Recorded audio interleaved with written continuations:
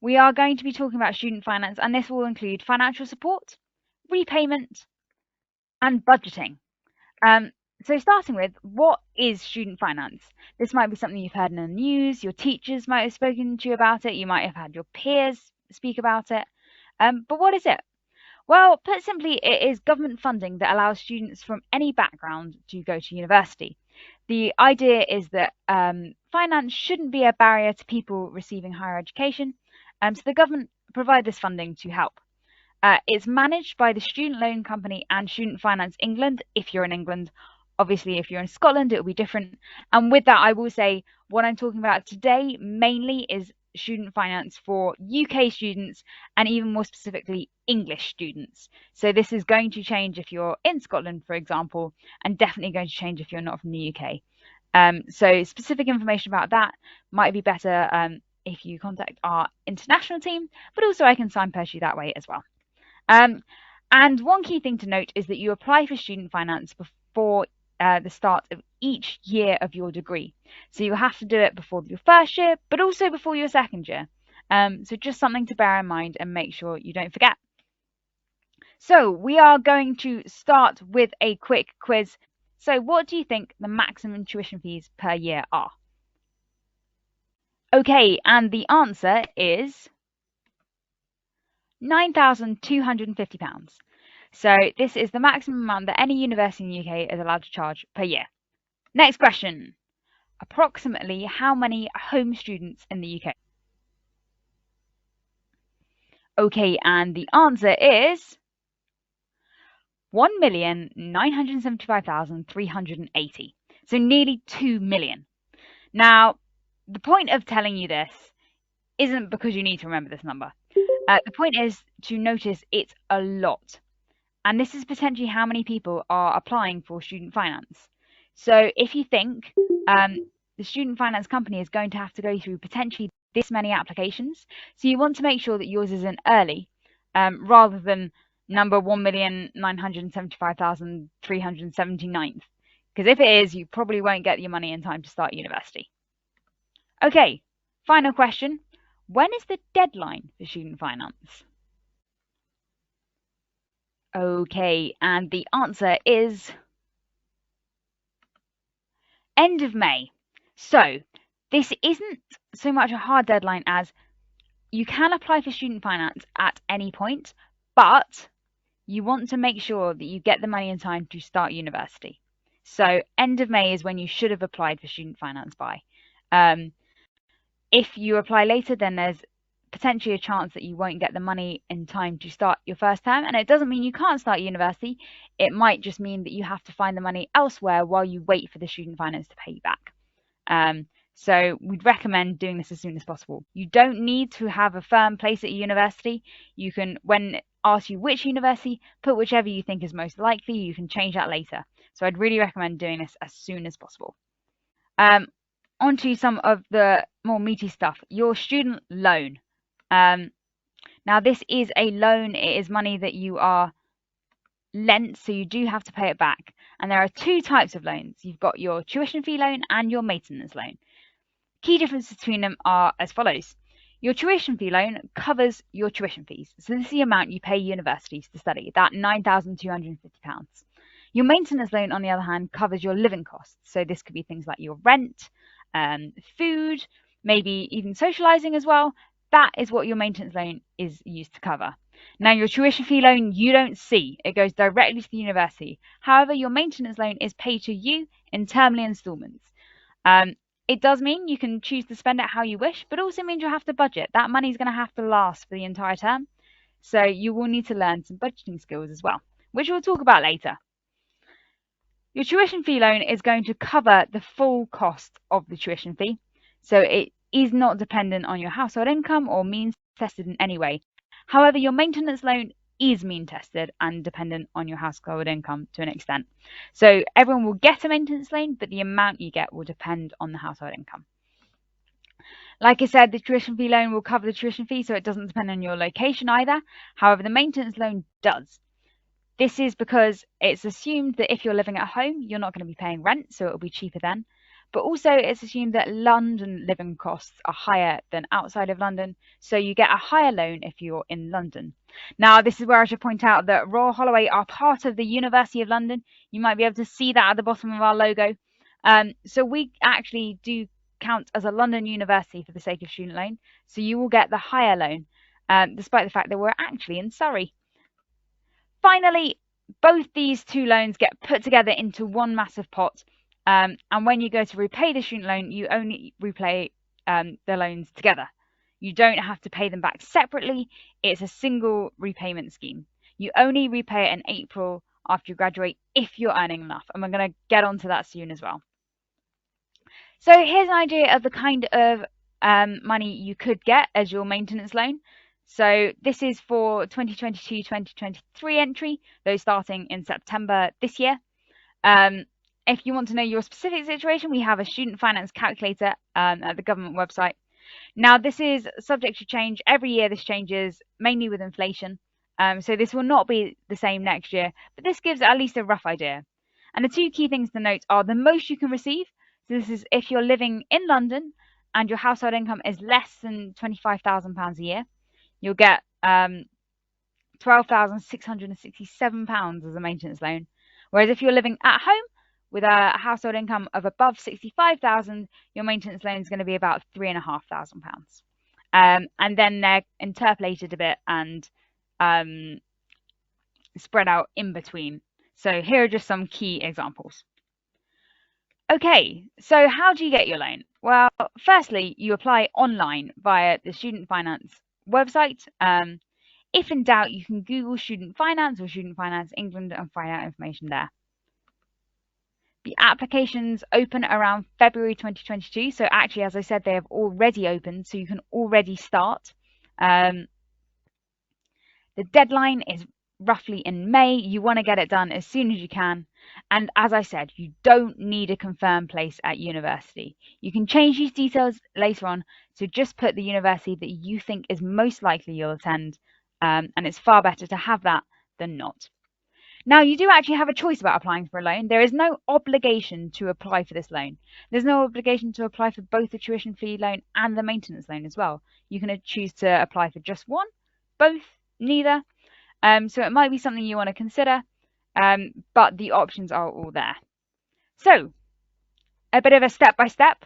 Once you've set up your account on gov.uk/studentfinance, you'll be sent some links, and your parents and carers need to fill in their section on taxable income and their national insurance number. This is so that they can work out your household income. Now, this is to do with your household as well. So if, for example, your parents are separated, which household you choose should be the household you spend most time at, but just be careful. And if in doubt, you can always phone Student Finance. Top tip about phoning Student Finance, do phone them twice. So once they've done that, you fill in your details, your university and course details. This is so that they know the cost and can pay the universities.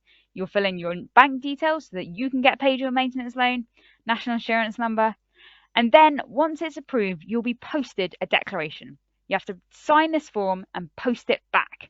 And then when it comes to the start of the course, your tuition fees will be paid to your university and you will receive your maintenance loan. Okay, so we're going to do a little bit of myth busting now. Firstly, the thought of I can't afford to go to university. Well, this is why we have the loans. The maintenance loan, particularly because it's scaled by income, does mean that those who are struggling more will get more support, and the idea is that you can afford to go to university. There's another worry of what happens if something goes wrong. So a personal story for me, my dad got quite ill during one of my years of university, and there was a possibility he'd have to stop work altogether, which obviously did make me worry about finance because my parents were financially supporting me a bit at university. However, like Royal Holloway, my university had student finance teams and hardship funds. These are there to support you if something goes wrong. Even if sometimes you make a mistake with budgeting, because universities are aware that it will often be most people's first time in managing large sums of money. So there might be grants, which is money you get given, or loans. A lot of universities have loans that they can give you or lend you just to help tide you over while you sort yourself out. Then there's the worry that the debt is not worth the cost. There are a few things to say about that. Firstly, 30 years after your first repayment, your debt is wiped. We're going to talk a bit more about this later. But it does mean that if you don't pay it back after 30 years, then it gets totally wiped. Another key thing to note is that going to university does increase your earning potential as well, so it can be cancelled out. And one key thing to note is that there is no impact on your credit score. So if you want to apply for a mortgage or something, this does not count as a debt you have. It's not like credit card debt where it will impact your credit score. Student loans don't. So that's another thing you thankfully don't need to worry about. And I mentioned your earnings increase as a result of going to university. Here is numerical proof of this. So non-graduates on average in England in 2020 who earned £25,500 a year, whereas the average annual salary of graduates in England was £35,000. So that's nearly £10,000 more. So I've spoken a bit about repayments. How do they work? Well, first thing to note is you don't start repaying your loan until the April after you graduate. So you'll graduate probably in a summer. It's not until the following April that you'll start repaying your loan. Next thing to note is that your repayments are based on how much you earn. So they're not designed to break the bank. You're never going to be paying 50% of your earnings on your student loan. Also, they come out of your paycheck like a tax, so it's not even something you have to remember to pay. It will be done automatically. There are exceptions to that if you work abroad, for example, or if you're self-employed, but on the whole, they come out of your paycheck. The other thing is that 30 years after your first repayment, any remaining debt is wiped. Now, this bit does come with a caveat. That number is going to be increased to 50 years for the cohort starting in 2023 to 24. So if you're thinking of going to university this year, but you're considering deferring, just be aware that student loans, the length of time after which it gets wiped will increase next year. So that is a reason why you might want to go this year. Right, so we said that you start paying back April after graduating if you earn enough. What does that mean? Well, currently, for those starting this September, the threshold is £27,295. Now, that threshold is reducing for the following year as well, but we're going to talk about this year. And what you pay is 9% of what you earn above the threshold. So what that means is if you earn £27,296, you're earning £1 above the threshold, so you pay back 9 pence a year. That's really not that much, and £27,296 is a good salary. So it isn't designed to cripple you with that. You're never going to be paying, like I said, 50%, 100% of your earnings in repayments. It's always going to be a lot smaller, precisely 9% above the threshold. Like I said, the threshold is lowering. Currently, I think about 75% of students, don't quote me on that number, but off the top of my head, about 75% of students will have their student loan written off. And I think that's going to drop to about 50% of students. Now, we're going to briefly talk about interest rates. This is something you might have heard in the news recently as well, that interest rates in September for student loans are going to be really high. That's because there is interest charged on your student loan. So your student loan will gain interest, and that is tied to RPI, which is the retail price index. That's calculated every September using a basket of goods and things. And because living costs are increasing, RPI will be increasing. However, that's much more on this is a question for an economist. This is just some information about what the interest on your loan will be. So it is dependent on your income, but it's up to roughly RPI plus 3%. Next, we've done a scary bit about student loans and everything. I want to talk about financial support. So this is money that you can get. This is about getting money, not about paying money. And actually, I want your suggestions. So anyone, if you want, type in the chat how you can get money at university. And I'm going to caveat this. We want legal answers, please. So off you go. So here are some that I thought of. You got your loans, a part-time job, as it was said. You can get a scholarship or a bursary, um, grants, DSA, and hardship funds. We're going to talk a bit about what those are now. So, firstly, part-time jobs. There are opportunities on campus. This could be working in a campus shop. At Royal Holloway, we've got a shop. We've got some cafes where you can work. You could also be a student ambassador, which means that you do things like talking at these webinars or giving tours around the college. And you can get paid for that. There are also external companies. So at Royal Holloway, we have a great career service and they run a part-time jobs fair where external companies come and advertise their jobs, and you can find out the opportunities available to you there. Or there's vacation work. So this is what I did when I was at university. I worked all my summers, and with that, it gave me a bit more money to help me fund me through university. And I know there could be a worry of how can I juggle doing a part-time job with my studies, but don't worry. 74% of students in the UK work a part-time job. So you're by no means in a minority, and this is something that most students do and manage fine. So it's not something to be concerned about. There is also other ways of getting additional government support. So, travel grants. This is if you're travelling abroad as part of your course. Every course at Royal Holloway, you can do an optional year abroad, and the government will pay for up to 3 return journeys, essential expenses, medical insurance, and your travel visa. Another government support is dependents and childcare grants. So this is if you have a child under the age of 15 or under the age of 17 with special education needs. It's a grant, so you don't have to pay it back. Same with the travel grants.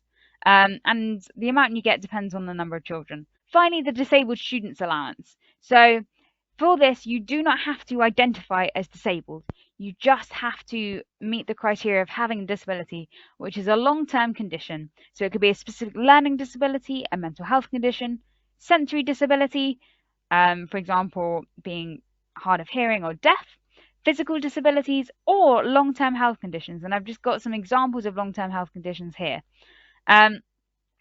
Now, with this, it's money that the government will give you, and a lot more people are eligible than ever claim it. An example is if you're, say, dyslexic, the government might give you money to help buy a laptop. I know several friends that had that, for example, or a dictaphone. So these are things that will just help you with your studies and help overcome the effect that the disability might have on the studies. Right, now on to scholarships and bursaries. These are other sets of money that you just get given and you don't have to pay back.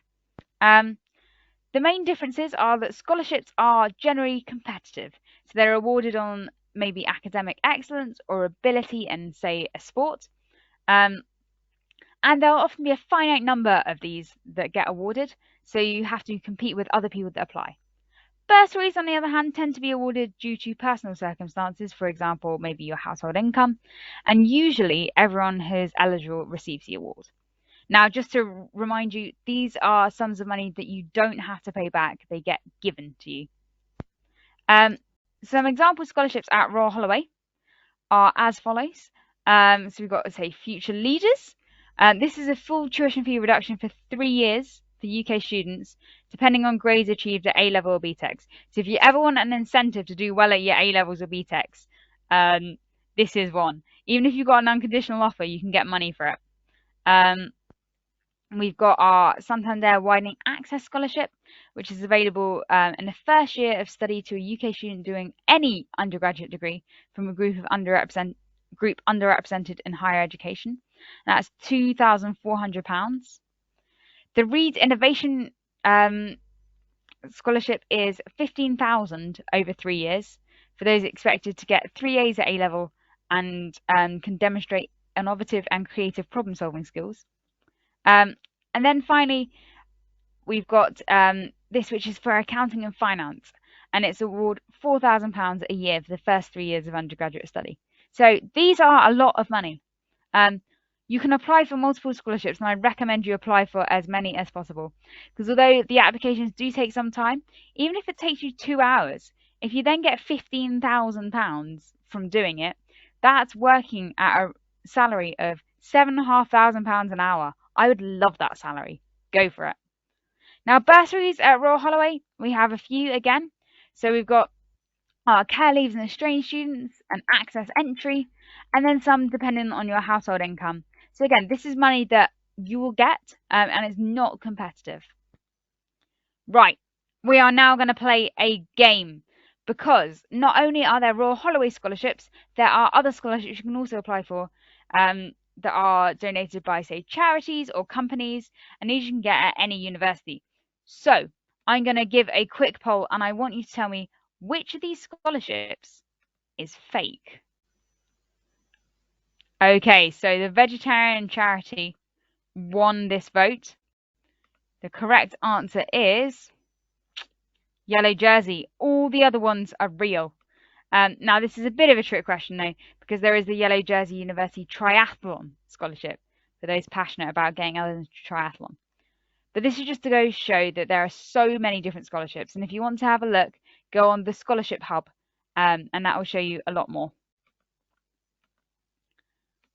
You can also look up on the University Guide some options for scholarships there too, or the Wellcome Trust, and on individual universities' websites. Some tips for applying for scholarships: do your research, check the deadlines, provide the correct information, and take care with your application statement. So if they ask you to answer 3 questions, answer all 3 questions. These are simple things, and like we say, this is a lot of money you can get from it. Okay, now on to the final section, and that is budgeting. How can you manage your money at university? Well, budgeting comes down to really a simple concept. You want to balance your outgoings with your incomings. So the outgoings are going to be essential things like your rent, your utility bills, course costs for books maybe, groceries, transport, phone bills, and the non-essentials, things like maybe going on holiday or going to social events. Then your income are the things we just talked about, your loans, your jobs, scholarships, and the like. And we have a budget challenge. This is another game. I want you to make notes yourself. Which one do you think is which? Okay, your time is up. Let's have a look at the answers. So 60% is going to be your accommodation. At Royal Holloway, 38 weeks in your halls of residence is about between £3,500 and £7,000 a year. So this is going to depend on which accommodation you choose, whether you want en suite or not, and a whole variety of things like that. But that is roughly what it's going to be. We expect about 16% on food. So this is £40 to £60. Social life, this depends on what you like doing. It is possible to do things for free as well. When I was at university, I used to steward a lot of theatre shows. So I'd like scan tickets and things, which means you get to see it for free. But yeah, depending on what you fancy doing, that might be about 16%, about 5% on transport, and about 3% on books. Now, this is just rough, and this is going to vary from person to person. So you've got to work out what is going to be right for you, but just a rough guide. And a few tips for budgeting. You want to make sure you pay attention. So it could be using budgeting apps, could be using spreadsheets, even pen and paper, but do keep a track of it. I'd recommend actually starting doing this now when you have potentially lower sums of money, so you can just get used to it and work out what works best for you. Student bank accounts, again, are something I'd really recommend. So these are designed exclusively for university students. They're based on standard bank accounts offered by banks, but often have benefits and freebies. You do need to prove your student status, though, for this. So some examples in 2021, Santander would give you up to £2,000 on your overdraft. So an overdraft is if you use all your money, how much they'll lend you, and 0% means they won't charge interest on lending this money. Santander also would include a rail card if you were to want to. So you can compare a whole bunch of student bank accounts on places like Compare the Market and similar. Pick your favorite price comparison website. But something that I really recommend doing, and don't leave it till the week before you go to university. Some other money saving tips: get a rail card. This is something you can get potentially now if you're age 16 or above. Do consider cheaper methods of travel. So by this, I mean things like getting maybe the night bus instead of an Uber home, or if somewhere's quite close, see if you can walk. Think about student discount codes. Again, these are things that you might be able to get already. So things like Uni Days, Student Beans, and Totem. Also, a taste card will give you discounts at certain restaurants. Plan your food shop and batch cook. So rather than buying individual portions of meals, see, because get like bigger bags of, say, pasta or something. Um, if you want to save money, rather than buying the microwavable pouches of rice, get a big bag of rice. They're about the same price, but one is 2 meals and one is 10. Um, and then the other thing is keep expensive purchases as a treat. So this is going to be things like going out, and it's not to say never go out, but maybe don't go to concert twice a week. Maybe save that to maybe once or twice a year, that kind of thing. But you'll know what your budget is, and you know what you want to prioritize.